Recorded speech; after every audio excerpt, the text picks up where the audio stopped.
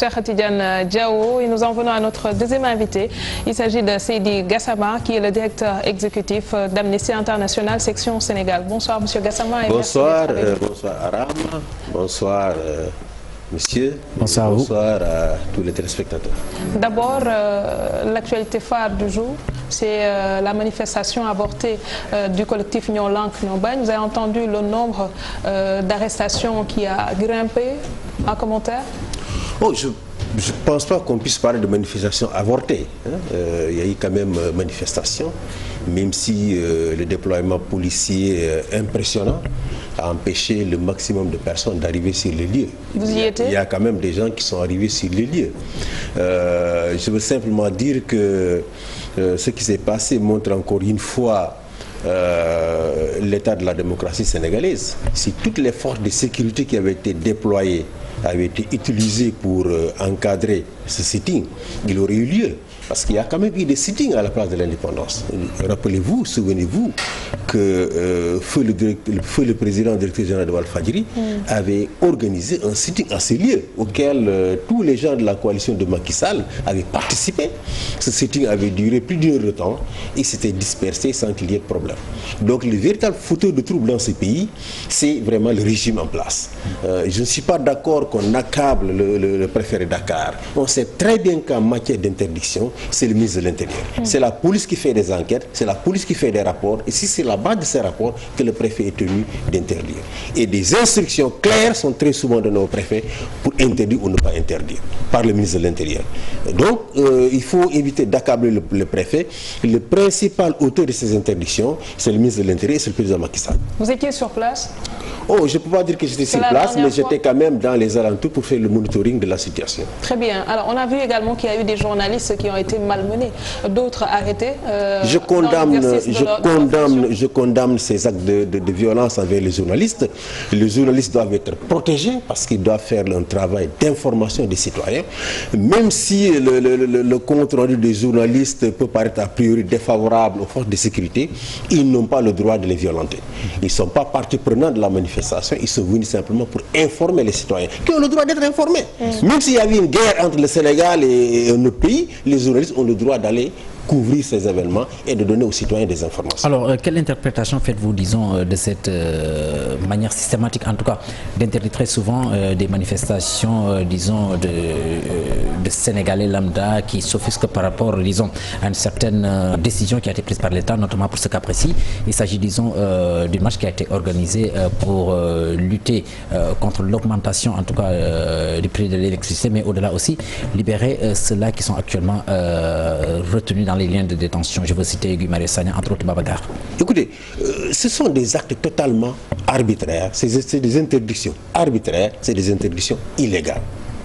On ne peut pas, dans un État démocratique, dans un État de droit, prendre un arrêté et dire que cet arrêté, n'est-ce pas, doit prévaloir sur les lois, sur la Constitution et sur les traités internationaux.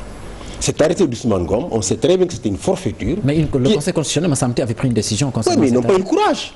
Ils n'ont pas eu le courage. C'est un arrêté quand même. Rappelez-vous en 2012, lorsque cet arrêté avait été pris, la Sénat, qui est l'organisme chargé d'organiser les élections au Sénégal, avait sorti un communiqué pour dire au ministre de l'Intérieur de retirer l'arrêté. Parce que l'arrêté violait le code électoral, qui en son article L59 pose le principe que pendant la campagne électorale, les candidats ont le droit de manifester sur toute l'étendue du territoire national. Donc c'est un arrêté qui violait le code électoral. Ousmane Ngom en a fait fi. Et aujourd'hui encore, Macky Sall continue à faire fi des lois du pays, le code électoral, n'est-ce pas, en invoquant cet arrêté. On ne peut pas prendre un arrêté et faire prévaloir l'arrêté sur une loi. Encore moins c'est la constitution du pays qui consacre ce droit. Encore moins c'est le droit international. Vous savez, tous ces droits qui sont aujourd'hui dans le droit positif sénégalais, ce sont des droits qui ont été... Sauf que l'argument qui a été avancé, c'est que aussi ça se trouve dans une zone sensible. Il y a le palais, il y a entre autres services de l'État. Oui, mais ce n'est pas une zone sensible parce que cette zone, historiquement, a été une zone où les gens ont toujours manifesté. Ouais. Et même pour demander... C'est après le 23 juin 2011 que le régime de Abdoulaye, pris de panique, a décidé que personne ne doit manifester là-bas. J'ai rappelé la manifestation de Cyril Lamignas. Avant cette manifestation, les gens ont tous manifesté dans ce lieu. Vous savez, c'est une manière de dénier aux citoyens le droit de manifester. Si vous dites aux citoyens que vous pouvez manifester, mais loin des centres du pouvoir, c'est-à-dire loin de là où se trouvent les gens qui doivent vous entendre, vous écouter, mais c'est leur dénier ce droit-là. Les partis politiques, qui est leur interlocuteur? C'est le ministre de l'Intérieur. Si on leur dit que vous n'avez pas le droit d'arriver au ministère de l'Intérieur, n'est-ce pas, de faire un sitting là-bas, de monter, remettre un mémorandum au ministre de l'Intérieur, vous leur reniez ce droit. Les enseignants à leur ministère se trouvent en plein centre-ville. Si vous dites qu'ils ne peuvent pas manifester devant les fenêtres du ministre de l'Éducation nationale, vous leur retirez ce droit. Donc ce qui se passe en ce moment, c'est une forfaiture. Malheureusement, la Cour suprême n'a pas eu le courage d'annuler cet arrêté, mais nous allons prendre des dispositions avec la RADDHO, la Ligue sénégalaise. On va voir comment faire d'autres recours au niveau de la CEDEAO, au niveau de la Cour africaine des droits de l'homme du peuple et au niveau des Nations Unies. Mais nous n'allons pas arrêter de combattre cet arrêté, parce que c'est un arrêté scélérat, illégal, c'est une forfaiture qui ne doit pas être acceptée par les Sénégalais. Et si on s'arrête sur le cas de Guy Marius Sagna, à côté des charges qui ont été mises en avant pour le retenir dans les liens de la détention, il a été ajouté acte de rébellion. Et pour cela, on a vu que le professeur Babacar Diop a pu bénéficier d'une liberté provisoire et 4 autres étudiants, mais Guy Marius Sagna a été retenu. Je condamne vigoureusement cet acte qui vise simplement à casser le mouvement. On a libéré le professeur Babacar Diop, nous sommes très contents qu'il soit libéré, il recouvre la liberté. On a libéré les étudiants, c'est simplement pour casser le mouvement. Faire en sorte que le SAES ne se mobilise plus, ne fasse plus grève, parce que ces grèves évidemment constituent une grosse pression sur le gouvernement. Faire en sorte que les étudiants se désolidarisent du mouvement. C'est uniquement cela. Guy n'a jamais été un rebelle, jamais. Guy, chaque fois qu'on l'a arrêté, n'est-ce pas, il était souriant, il était jovial, il sympathisait à la limite avec ceux qui l'ont arrêté. Guy n'a pas cherché à entrer au palais. Guy voulait simplement manifester devant le palais. Ce sont les gardes rouges qui l'ont emmené à l'intérieur du palais. Il n'y a aucun acte de rébellion. Dire au Sénégal que Guy est un rebelle, c'est le plus gros mensonge qu'on puisse inventer. Parce que monsieur est la personne la plus pacifique que l'on connaît au Sénégal. Il a tout le temps prôné la marche pacifique. Et même lorsque les gens ont voulu commettre des actes de violence, il a été le premier à s'interposer, à s'opposer. Il n'a jamais résisté à une arrestation quelconque. Vous avez des images où il a été arrêté en riant et en sympathisant avec les policiers. Donc on vient d'inventer des actes de rébellion pour dire que c'est un rebelle, je dis que c'est inacceptable. Les Sénégalais ne peuvent pas accepter cela et on n'acceptera pas qu'on fabrique des charges pour le maintenir en prison. Et vous comptez faire quoi pour qu'il puisse être libéré? Mais nous allons nous mobiliser, comme je dis, les manifs vont continuer. Nous, au niveau international également, on a mis en branle le mouvement Amnesty, on a mis en branle d'autres organisations de droits humains pour que l'État du Sénégal soit fustigé et qu'il soit amené à respecter ce droit et cette liberté. Il y a des proches du professeur Babacar Diop qui disent que leur leader a été tabassé. Oui, cette affirmation a été faite par des professeurs d'université, ses collègues. Ce sont ses collègues qui l'ont dit. Et moi, je ne peux pas douter de la parole d'un prof d'université. Ils ont été rendre visite à leurs collègues, ils l'ont vu mal en point, il leur a certainement parlé. Donc, je ne peux pas, moi, douter de la parole d'un professeur d'université. Ce qui est clair, c'est qu'en prison, lorsque vous répondez à une insulte ou à un quelconque acte de maltraitance, évidemment, les agents, ils s'acharnent sur vous, ils vous tapent. Cela arrive. Lorsque nous allons dans des prisons, nous entendons de telles choses. Donc, si ces collègues disent qu'elle a été malmenée, je crois qu'on peut considérer qu'effectivement qu'elle a été malmenée. Alors, pour ce cas de Guy Marius Sagna et autres, donc certains ont parlé même de flagrance par rapport à ce qui a été posé comme acte lors de la manifestation, sauf que certains aussi ne peuvent pas comprendre qu'il y ait une instruction, pensant que cette instruction contribuerait véritablement à maintenir davantage ces gens plutôt dans les liens de la détention. Cette affaire ne devait même pas aller en instruction. Cette affaire a été amenée en instruction uniquement pour les mettre en prison, les punir. Et ça peut prendre du temps. On punit l'exercice d'un droit universellement reconnu.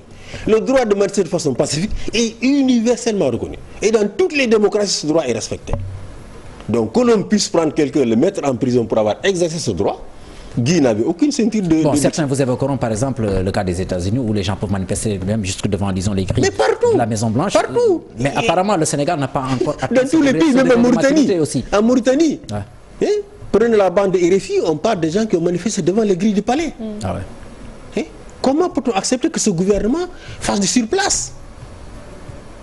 J'ai dans mon téléphone portable une lettre de Macky Sall écrite en avis pilé au commissaire aux droits de l'homme en 2012-2011, où il dénonçait la violation du droit de manifester de façon pacifique et demandait à un avis pilé de fustiger le régime d'Abdoulaye Wade. Sauf que les paramètres ont changé entre temps.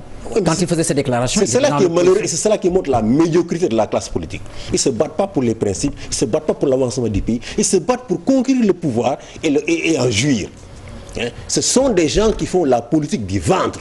Ils se battent pour avoir le pouvoir et pour en jouir. Ils ne se battent pas pour faire avancer la démocratie, pour faire avancer l'état de droit. Mais ce que dit Cheikh est important. Peut-être qu'on n'a pas encore atteint ce degré de maturité en démocratie. Écoutez, vous savez, on peut dire que l'État du Sénégal, en matière de droits économiques, sociaux et culturels, vous devez investir pour créer des écoles, vous devez investir pour le système de santé, il faut de l'argent. Mais en matière de droits civils et politiques, on n'a pas besoin d'investissement.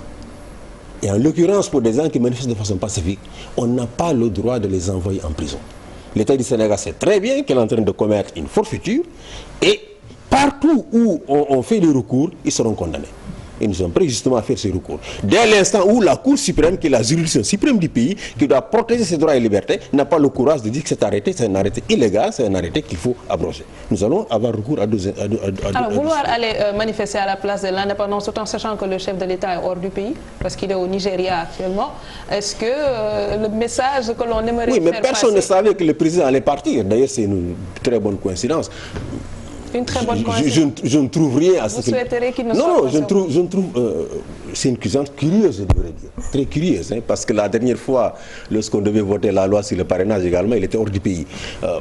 C'est totalement justifié qu'il s'absente pour un sommet de la CEDEAO. C'est une affaire très importante. En tout état de cause, ce n'est pas la personne du président, c'est le symbole. Et ce qui s'est passé ce jour-là, il aurait pu en tirer un profit. Parce qu'à défaut de descendre lui-même pour parler à ces jeunes, il aurait pu envoyer un de ses ministres-conseils, de ses nombreux ministres-conseils, venir s'adresser à ces jeunes en leur disant « Qu'est-ce que vous voulez? Le président voudrait, si vous avez un mémorandum, remettez-moi-le. » Et d'ailleurs, ces jeunes ont demandé plusieurs fois à le recevoir. Guy l'a dit. Il a dit « Nous avons écrit plusieurs lettres pour être reçus, il ne nous a pas reçus. » Et pourtant, il reçoit tous les jours des gens des militants qui viennent de partout pour des raisons strictement politiques. Mais quand c'est des mouvements citoyens qui veulent lui parler des problèmes du pays, ils ferment la porte. Est-ce que la sortie de Souleymane Ndéné Ndiaye n'a pas participé à mettre le feu aux poudres? Oh, je pense qu'ils étaient déjà dans une logique répressive depuis très longtemps. Macky est au pouvoir quand même depuis maintenant 7 ans. Et depuis 7 ans, il a exercé la répression sur toutes sortes de manifestations, notamment les manifestations dans cette zone qui est frappée par l'arrêt Ousmane Ngom. La part d'Ousmane Ndéné Ndiaye n'a vraiment pas d'impact. Hein. C'est quelqu'un qui voulait se faire remarquer du président, qui voulait peut-être montrer qu'il est, c'est pas, loyaliste, il est loyal au président, etc. Mais je ne pense pas que sa déclaration ait quelqu'un impact. En tout état de cause, elle est malheureuse, parce qu'un ancien premier ministre qui utilise des mots tels que maté, je trouve que c'est extrêmement grave. Alors, si aujourd'hui les gens avaient été matés, s'il y a des morts, sa responsabilité pourrait être engagée. Parce qu'il appelait clairement à utiliser la violence contre les manifestants. Alors, vous avez évoqué cette possibilité, en tout cas, de saisir la Cour de la CEDEAO. Présentement, le chef de l'État, Macky Sall, est au Nigeria pour les besoins, disons, du sommet de la CEDEAO. Mais on sait que cette Cour de la CEDEAO n'a pas, disons, comment vais-je dire, n'a pas une force coercitive, par exemple, pour pouvoir faire plier, disons, ces États. Parce que plusieurs fois aussi, on a pu constater que la Cour de la CEDEAO a pris des décisions, mais malheureusement, ce n'est pas appliqué. Alors que ces conventions sont au-dessus de nos différentes constitutions, par exemple. Les choses sont très claires. Vous savez, la Cour de la CEDEAO, ces décisions s'imposent aux États. Et sont juridiquement contraignantes pour les États. C'est décision d'une Cour de justice. Ce n'est pas un organe de traité, c'est une Cour de justice, c'est décision juridiquement contraignante. Et tous les États qui se respectent ont tout le temps mis en œuvre les décisions de la Cour de la CEDEAO. Maintenant, il y a des États hors la loi, des États qui ne se soucient pas de mais il n'y a pas de mesures coercitives au-delà, disons, de ces décisions qui sont prises et qui sont souvent rejetées par ces États, parce que plusieurs fois... La CEDEAO n'a pas d'armée pour venir imposer au Sénégal de respecter ces décisions. Sur le plan moral. Le Sénégal a toujours été un État respecté de ses engagements internationaux. C'est le legs de Senghor, c'est le legs d'Abdou Diouf, c'est le legs d'Abdoulaye Wade. Donc, il faut que le régime actuel sache qu'il a un legs à préserver. Autrement dit, lorsque, évidemment, une Cour de justice communautaire rend une décision, on l'applique. C'est ce qui se passe en France. Lorsque la Cour européenne des droits de l'homme rend des décisions, elle s'impose à tous les États. On applique sans rechigner. Donc, si on affaiblit maintenant ces institutions-là, évidemment, chaque État fera ce qu'il veut. Vous voyez le Nigeria, ils ont fermé leurs frontières pendant plusieurs mois. Qui pouvait élever la voix contre cette fermeté, en violation de la charte fondatrice de la CEDEAO, la libre circulation des personnes et des biens. Personne n'a pu élever la voix, parce que les petits États qui violent les textes de la CEDEAO, qui refusent d'appliquer les décisions de la CEDEAO, ne pouvaient pas élever la voix devant le grand Nigeria. Donc il faut qu'on évite justement d'affaiblir ces institutions, de créer des précédents qui vont permettre à n'importe quel État de s'engouffrer et de faire ce qu'il veut. Alors, un autre sujet, avant de passer à la page sport, c'est le rapport qui a été publié par Human Rights Watch sur la maltraitance des enfants au Sénégal. Le pouvoir en place a été, disons, pointé du doigt par rapport à certaines mesures qui n'auraient pas encore été prises pour pouvoir peut-être mettre ces enfants dans des conditions acceptables. Oui, je crois que c'est le deuxième ou le troisième rapport du Human Rights Watch sur les enfants talibés. Un rapport qui est fait d'ailleurs en partenariat avec la plateforme pour la défense des droits de l'homme, dont nous faisons partie, et qui met en nu la situation extrêmement difficile des enfants talibés. Par rapport à la situation des talibés, depuis le régime d'Abdou Diouf, il y a des annonces qui ont été faites, qui n'ont pas été concrétisées. On nous a parlé d'une loi sur le statut des Dara, elle n'a pas été appliquée, elle n'a pas été votée par l'Assemblée nationale jusqu'à ce jour. La loi, le code de l'enfant, il n'a pas été voté à ce jour. Et pourtant, à plusieurs fois, ils ont été aux Nations Unies, ils ont dit, dans la dernière sortie d'ailleurs aux Nations Unies, ils ont dit, nous annonçons la vote prochaine du code de l'enfant. Et pourtant, les députés sont à l'Assemblée nationale, on a pu faire voter ce code. Il y a une mauvaise volonté de l'État de prendre en charge la question des enfants talibés. Une mauvaise volonté. Nous ne blâmons pas seulement les maîtres coraniques. Évidemment, s'il y a des actes de violence, nous les blâmons. Mais l'État du Sénégal est le principal responsable de la situation des enfants talibés. La misère que vivent ces enfants, la souffrance qu'ils vivent, le trafic d'enfants qui est fait à la barbe et au nez des forces de sécurité dans nos frontières, c'est l'État qui est responsable. Merci. Et donc, il faut que l'on chasse, pointer du doigt le vrai responsable, c'est l'État. Ce ne sont pas les maîtres coraniques. Merci beaucoup, Seydi Gassama, le directeur exécutif d'Amnesty International Sénégal. Nous passons à la partie sport et c'est tout de suite avec Cheikh Tidiane.